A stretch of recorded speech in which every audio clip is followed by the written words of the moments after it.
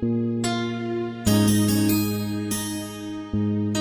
ay kwento, pangalan ay Roberto.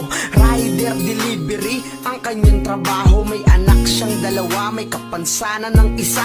Tanging siya na lang ang bumubuhay sa kanila. Kaya kahit na bumagyo, handa siya na pumasok. Naglalaki ang sasakyan, hindi siya natatakot makipagsiksikan basta ang order ay umabot. Wag lang yung customer sa kanya sumimangot. Dahil kapag nahuli, siya ang magbabayad. Kahit na lumuhod, may hindi nagpapatawad. Kalahating katawan sa impyerno nakasayad. Buhay ang kapalit pag hindi kami pinalad. Pag wala kayo, wala kaming trabaho. Pero sana unawain, kahit papaano sumagi sa isipan. Kami may halaga, respeto at pagmamahal sa isa't isa.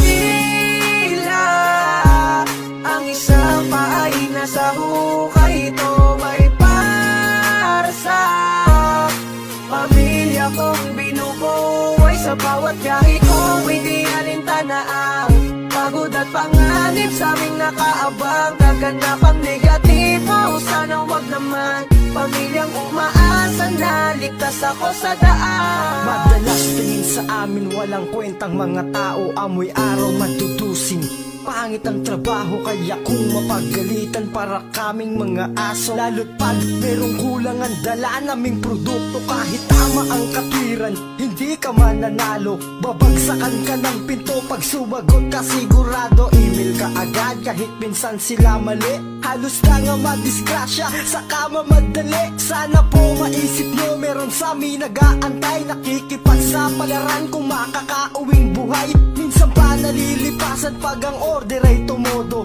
Hindi ka makakain, bawal magreklamo. Pero di ko to sinabi para siraan kayo. Gusto ko lang sana minsan unawain nyo at sumagi sa isipan. Kami may halaga, respeto at pagmamahal sa isa't isa. Tila ang isa pa ay nasa hukay. Ito may para sa pamilya kong binubuhay. Sa bawat kahit kong hindi alintana ang pagod at panganib sa aming nakaabang. Kaganapang negatibo, sana wag naman. Pamilyang umaasa na ligtas ako sa daan. Umaga pa lang ay laman na kami ng kalsada. Nagkakapalang mga usok ang aming kasama.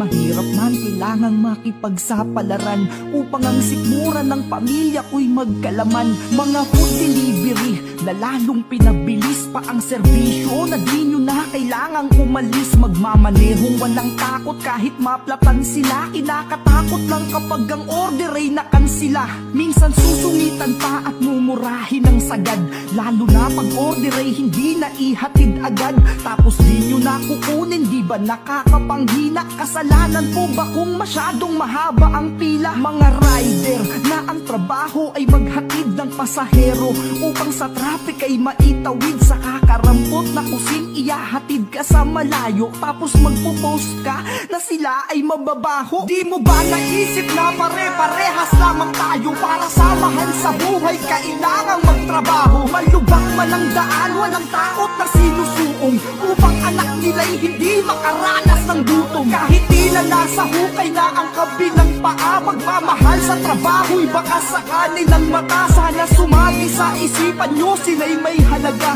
respeto at pagmamahal sa isa't isa.